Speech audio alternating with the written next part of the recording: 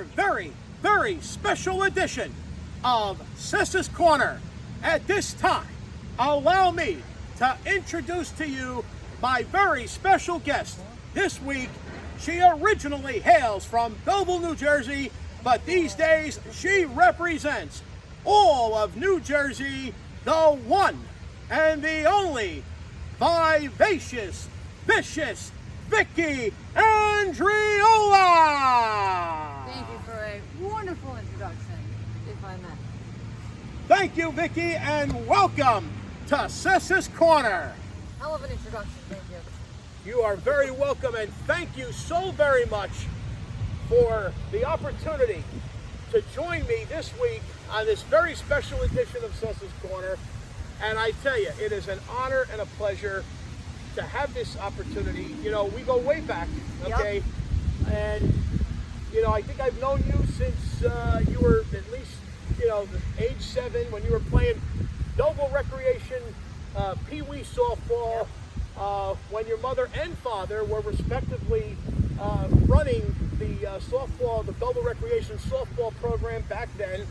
And, you know, I had the pleasure of collaborating with your parents, Dick and Clarice Andriola, two very dear friends of mine, as I was, you know, representing the baseball side of things, and we collaborated on, you know, yearly fundraisers, the big carnival we used to have at the Belleville Municipal Stadium complex, and so forth. So we go way back. Yep. And now here you are, 2 years into a profession that I have been a die-hard, avid fan of since as long as I can remember.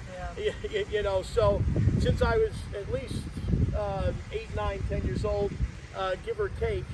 And we're talking, of course, about, you know, our mutual love for professional wrestling. And again, you're in now 2 years into pursuing a career in professional wrestling. And I tell you, I have seen some of your footage of, you know, some of the work you've done, the matches you have had, your promos, and let me tell you, you have the talent, without question. You have the talent, and I am so excited for you, and I'm looking so forward to seeing, you know, how your career continues to progress and where you're going to land and everything. And I know from what I've seen, I can just feel it. It's only a matter of time, okay? So, but let's kind of start from the beginning.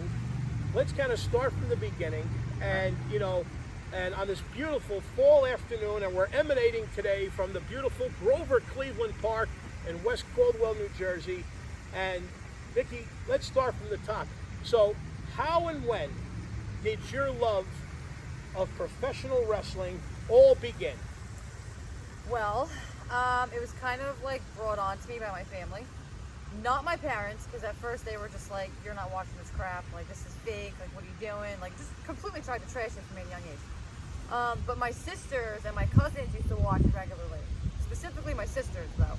But it was them watching it and me kind of sitting in like, oh, what's this? This is interesting.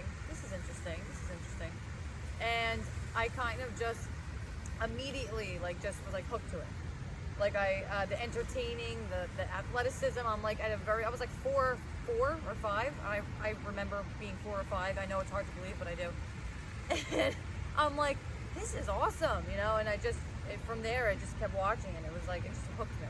So I know the feeling. So we both go way back with professional wrestling, and it is definitely sports entertainment. With that said, I mean, you're 2 years into, you know, you're pursuing your career, and you know, tell us about, you know, these past 2 years and how it's been so far. So for me, I wanted to do this my entire life. Like as soon as I saw it and fell in love with it, there was nothing else. And I mean, from like kindergarten to senior year of high school, and they always ask you that question, what do you want to be when you grow up? Across the board every year was a professional wrestler, a pro wrestler, a wrestler. Like it never changed. And I started doing like youth clinics, maybe like 2005. I was like 11 or 12. Got a taste of it, loved it. But my father, sorry Dad, he was just like, nah, it's not a pipe dream, it's never gonna happen. You know, the typical Italian dad, just not trying to hurt me, but just being real. You know, maybe back then it was a lot harder to get into this profession than it is now, I would think, but totally just shot it down. So I was a little upset, heartbroken, you know, continued in high school, whatever, and then I just had a crazy journey to get to where I am today, because I had a bout with addiction that I'm very open about. I was a recovering heroin addict, almost 5 years. God bless you. Completely halted my dreams in my life, and I share this because I was in active addiction and I couldn't watch wrestling. I had to turn it off because I would cry. You know, like it affected me still, where I would be in that mindset, but still thinking like, oh my God, I just want to be a wrestler. What am I doing? And I just couldn't stop. So I eventually cleaned my act up. I think I was 3 years sober at that point, and I was like, you know what? If I don't do this, I'm going to regret this for the rest of my life. I was like, if I don't do this, I looked at my family one day. I sat down at the dinner table at Sunday dinner. Everybody was there, including my grandmother, and I looked them all in the eye, and I looked at my dad specifically across the table, and I said, I'm going to wrestling school on Monday. And they were like, what? And I'm like, if I don't do this, I'm going to regret this for the rest of my life. I was like, this is a regret that I don't want to die with. And they respected it, because I was older, and, you know, obviously they saw that I was financially stable for myself and could do it. So I went to WrestlePro in Rahway, New Jersey, under Pat Buck, Kevin Matthews, and great school, great guys, took me right in, and I knew a lot of the guys that were already there from just being around the indie scene at a very young age. So I knew a lot of the guys going in there, so I was definitely in good hands. And from there, I just hit the ground running. I was four months into training, and they just threw me in on a Rahway show, which is like the creme de la creme of independent shows. So, you know, they threw me out there as a valet for somebody, and it just, one thing led to another, and I couldn't believe it. I was like 5 months in, I'm like, oh my God, I'm like, this is happening already? I wasn't wrestling yet, but just to be able to be out there and entertain that fast was definitely a compliment. I was like, holy crap, okay, this is happening. And it just kept going, and now I'm like, I look back, I'm literally about to hit my 2-year mark in wrestling. Halloween will be 2 years that I've been in wrestling. And I'm like, where did the time go? What happened? And to actually see myself the first day I started to now, it's like, this is what they were talking about. Like, eventually you find your it factor, if you want to call it that. You find your comfort zone, and you see yourself, and you're like, wow, I really did get better. You know, and it's just, I am just beyond the moon right now. Especially all the things that have happened in these past 2 years are just, I can't even, little Victoria would have been like, that'll never happen. And it happened, so it's been a crazy ride for sure. Well, time certainly flies when you're having fun, but your story is absolutely incredible, as well as, of course, extremely inspiring, you know, to overcome the ruthlessness of the addiction, and, you know, God bless you, and you know, you are proof positive that addiction can be overcome, and especially with the right support and all the resources that are available, that are out there. And, you know, addiction, of course, is hits close to home with me. And, you know, my brother battled addiction, and I know many others who have as well, you know, and it's a tremendous epidemic that's, you know, continually plaguing our country, our world as a whole. Yep. And, you know, to see you having conquered that, like you said, 5 years, and, you know, you're pursuing your dream. I mean, that it's a remarkable story that you bring forth, and, you know, congratulations, you know, because regardless of, you know, where your wrestling career may go as you proceed, I mean, you're a champion of champions already. Okay, so, you know, so God bless you, Vicki, in that regard. You know, now you mentioned about how, you know, they threw you in as a valet to get started, and things kind of took off. So then, how long into your initial training, you know, did it come to your first professional match, and what kind of, you know, what went through your mind, you know, leading up to that first match? So I started Halloween of 2018, and I managed and whatnot, valeted, whatever.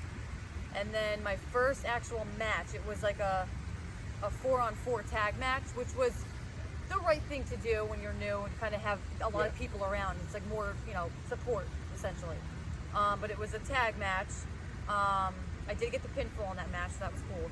And it was April 3rd of 2019. Okay. So it was very, very few months in, and I was completely out of my mind in the sense of nervousness. I couldn't even believe that it was happening so fast. I was like, oh my God, what am I gonna do? Like, how do I do this? And I was just completely overthinking everything and thinking I'm gonna screw up. My family and friends are in the crowd. Like, oh my God, what if there's people watching? Like, I was just completely terrified, but I did it.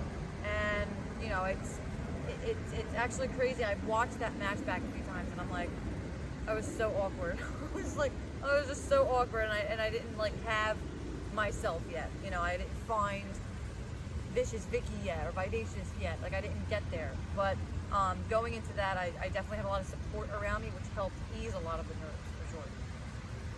Well, I can only imagine the tremendous exhilaration that you must have felt. At that point, I would imagine you probably felt like, full speed ahead, correct? Yeah. Oh yeah, for sure. I mean, it was just like I hit the ground running after that.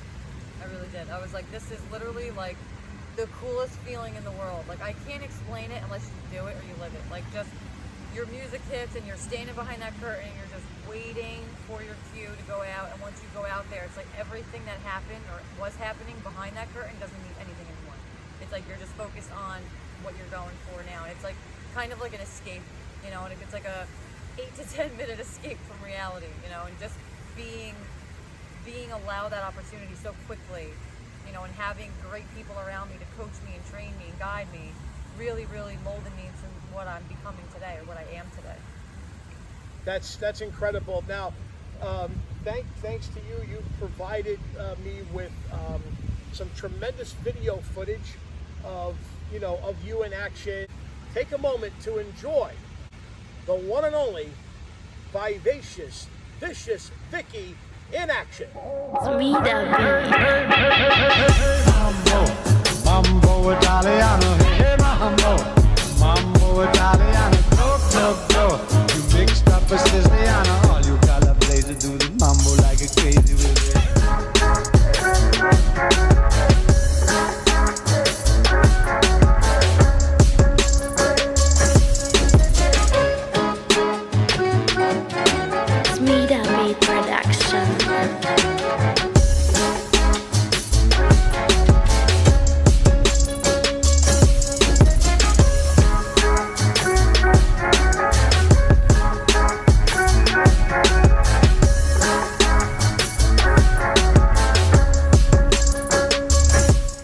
Now that we've all, got a good look at what Vivacious Vicious Vicki is all about and what she can do in that ring, I tell you, watching you execute that running bulldog in particular, gives me chills, I tell you. So, let's talk about Vivacious Vicious Vicki. How did your current gimmick, come to be? So currently, I'm basically like a mob wife, Jersey Shore, Guidette, Jersey girl, queen, like just molded into like one person. And I embrace my Italian heritage. When I first started, I was a valet, and I wore the guy I was valeting. I wore his colors and whatnot. He had like a Greek character, so like I just kind of wore his colors to like compliment him, so to speak. And then as time went on, I was still Vivacious Vicious Vicki. That was my name, but like I didn't find it yet. Like I didn't find that yet. So it's like now I found it. Like I can prove to you when I walk out of the curtain or when I execute that running bulldog that I am vivacious, that I am vicious, and that I am who I am. So it's like I'm basically. They always say like be who you are, with the volume turned up all the way, and like that's exactly me. So it's like I'm naturally, as you can see, a Guidette, kind of stereotypical Italian American, whatever it is, what it is. Get mad at me. I know you gullible folks will probably be like, oh God, here she goes. But it's the truth. So it's like I'm just me, but like cranked up all the way, and it's easy. It's easier for me to like go out there and be, although I'm not a jerk like I am on screen, because if no one knows wrestling, I'm a heel, which means I'm a bad guy and I have to make people hate me. So that's probably the only thing that's not me. But other than that, if it's super easy to just be able to accentuate yourself to people, you know? Well, you do a tremendous job of it already, and with everything that you just explained and described, clearly that's why you hail yourself as representing all of New Jersey. So, now of course, you're on the independent circuit, and you've been, again, 2 years into it.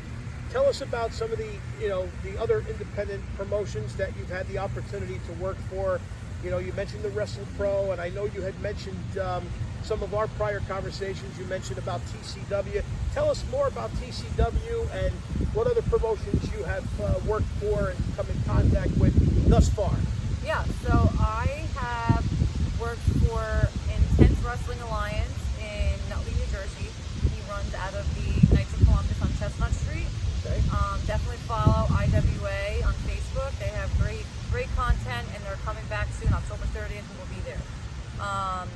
TCW is Titan Championship Wrestling. Billy Fetsky and Charles Delatry, they are probably one of the most amazing men I've ever met in my life. That's the company that's been running pretty frequently. I mean, these guys they got the green light and they've been hitting the ground running. We first started off with a drive-in brawl, and we had all cars around the ring, which was a fantastic idea. And then after that, awesome. We're running out of the Ocean Gate EMS Volunteer Park in Ocean Gate, and that place has been lovely enough to let them run there. So there's like a nice open ground that we go to. Obviously following all COVID restrictions, regulations, however you want to call it. But they've been running very frequently, a few times a month. I actually have a match this Saturday, October 10th in Jackson. If you want to follow Titan Championship Wrestling and Goddesses of War Wrestling. Goddesses of War is also a sister company of Titan, same owners, same people, but it's just all females. And the females that they have on Goddesses of War are literally the top talent you're going to find in the independent circuit today. These guys are amazing. I mean, that's why I just shout them out, because they are just everything. So definitely check out Titan Championship Wrestling on Facebook, Instagram, and Monster Factory. Monster Factory, my school, unfortunately, due to COVID restrictions, is closed still. Wrestle Pro, Creative Pro New Jersey. So I've been training with Monster Factory with Danny Cage, another fantastic, most amazing man I've ever met. He's been running, he just opened back up October 3rd. He had their first show in Paulsboro, New Jersey. Want to check Monster Factory out? It's literally the world famous Monster Factory. Google it, look it up. You can't not. A lot of talent today came out of Monster Factory, even back then. So Danny Cage is one of the best around, and I've been training with him. And then there's a few companies here and there. Bronx Wrestling Federation in the Bronx. Absolutely loved working there. They too. They are an actual gym, and they have not opened yet either. The wrestling ring is in the back of the gym. So in New York, they have not opened yet. But BWF, I am the current reigning defending championship. IWA, I am the current reigning defending champion. And come this Saturday, I can almost guarantee you that I will take that Goddess Championship from the Notorious Mimi and be another reigning defending champion. Well, there you have it. I mean, talk about an emphatic preview to some great action coming up. Tell us about most recent match you had, and how that went, and your thoughts and so forth. So my most recent match was about 2 weeks ago at the Ocean Gate Park. It was against a competitor named Kristen DeVille, who she was in wrestling for about 10 years, but took a very long hiatus. She had a couple injuries and whatnot. She came back, had a match against her. It went really well. A lot of times in wrestling, you forget spots. You have to call an audible, call it on the fly, like try to figure it out, make it work. That match went very smoothly. We did not forget anything. We communicated. It was well. The crowd loved it, which I always listen to what the crowd is saying, what they're doing, what they want, and you kind of just go from there. So I mean, that was my most recent one, and then like I said, I have another one this Saturday coming up for TCW as well. So that's a very important match, because that's going to be for the title. So the title will be on the line. Yep. For all the marbles, as we like to say. That's it.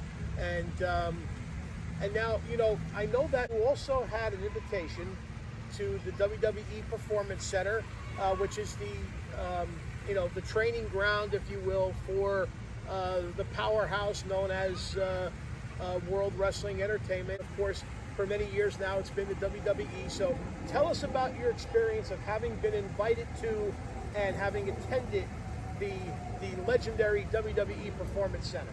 Yeah, so I was actually, funny story, I was at work one day and I looked through my emails naturally and I got an email that said WWE Recruit. I screamed at the top of my lungs. I was like, you've been invited to try out for the December 2019 tryout. I was like, whoa, wait a minute, what? I literally just couldn't believe it. Yeah, and my trainers at the time were like, what did you do? I was like, I just applied. I don't know, I didn't do anything. I didn't talk to anybody, I just applied. And I was not even a year in yet. Well, once I got there, I was a year in, but like I wasn't who I am today, which the time wasn't right, but I'm like, oh, wow, okay. So I went out there, they paid for everything, the flight, the carpools, the lodging, everything. And the first day that I walked in, even just like the first day when you get off the plane, you had to go take the physicals and whatnot. It wasn't any training or anything. It was just like a welcome, here you are, let's get you checked out. Okay, you're done. And I went and I walked, as soon as I opened the door, I was just like, heaven! I looked around, I'm like, holy crap. I'm like, I can't believe, it hit me. And then I went back that day and I went back to the hotel that night and I'm like, am I really doing this? I'm like, is this really, like, little Victoria would have never thought in a million years that this opportunity would have came. To some people might be like, oh, well, it's just a tryout. It's like, yeah, well, yeah, yes, I walked through the doors of the Performance Center of WWE. Yes, that is something I never thought would ever happen. So it's like, it was 3 days and it was intense and I trained my butt off before I got there. I was running on the Stairmaster like an hour and a half every single day because I knew there was going to be intense cardio. Like I made sure that I was ready and I had my wind in me and everything. I'll tell you, having, one-on-one talks at William Regal, or having Matt Bloom, better known as Albert, back in the day, A3, Tensai, whoever remembers mine.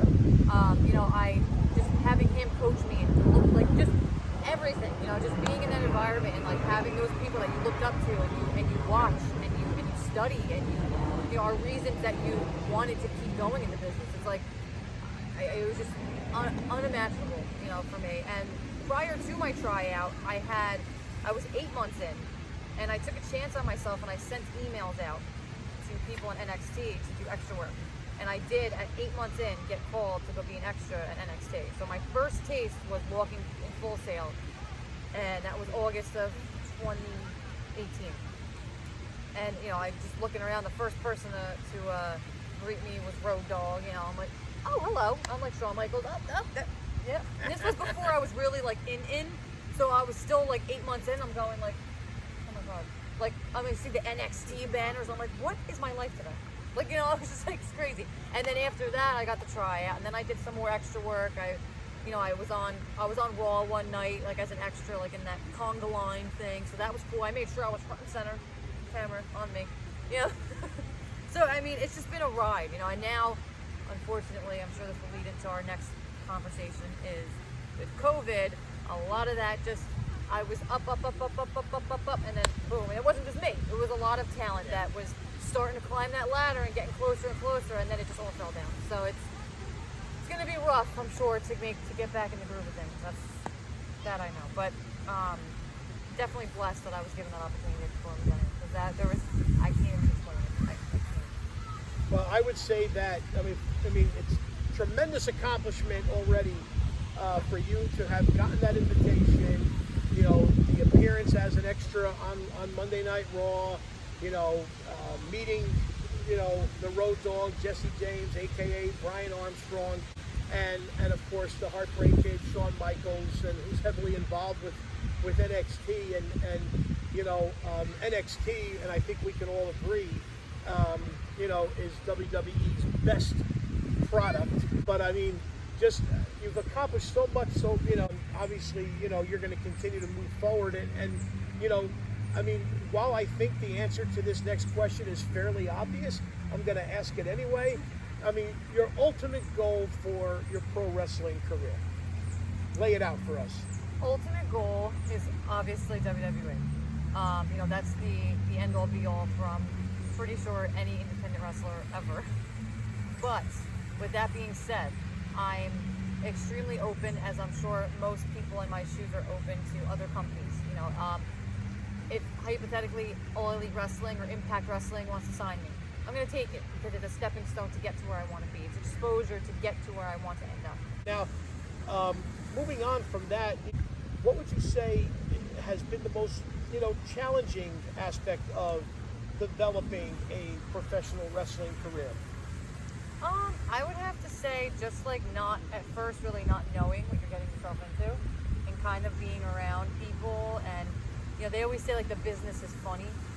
Like I would ask people like, well, why does this person say this, or why are they doing that, or why are they coming to me about this? And they're like, that's just the business, it's funny like that. And I'm like, what? Like I come across things that just don't make sense to me, but in wrestling it does. And over time I started to kind of like find that and understand that more. Like you could look at someone and go, how did they get signed?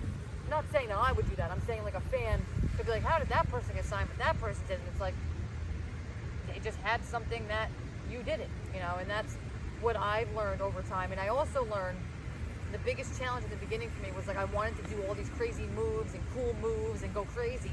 When it was explained to me early in, it's not about the moves, it's how you do it and how you present yourself. So I'm like, interesting.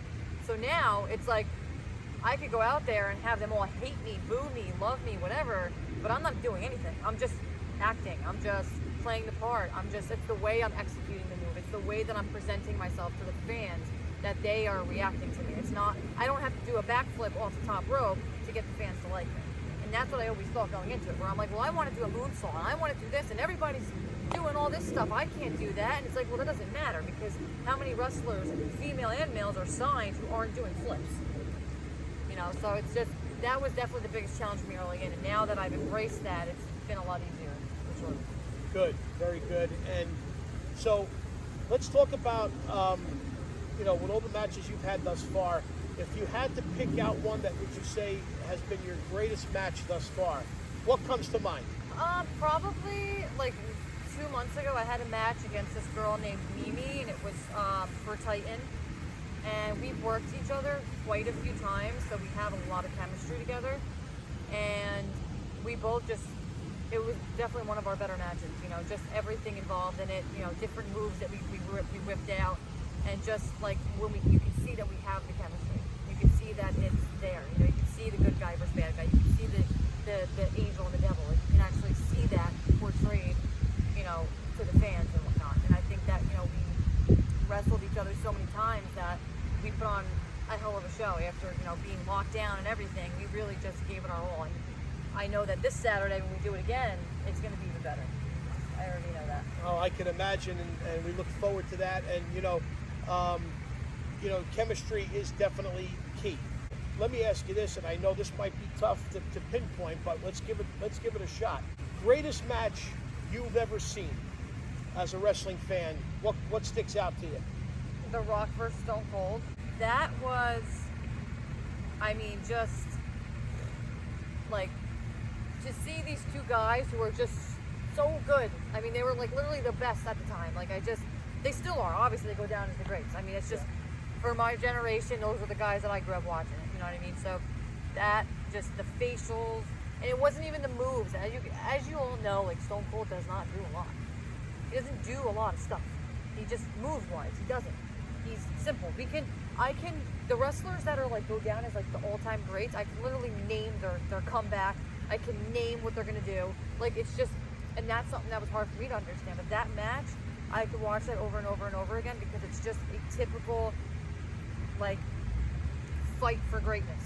And just watching their cadence, the way they carry themselves, their facials, the way that they execute the move, the way that they take the move, the way they interact with the crowd, it's just definitely that. And then another one that I hold near and dear to me is Lita versus Trish, the first ever women's main event on December 6th, 2004, I believe. That was insane. Off the charts. It was insane. I've watched that match probably a million times. I'm not even joking.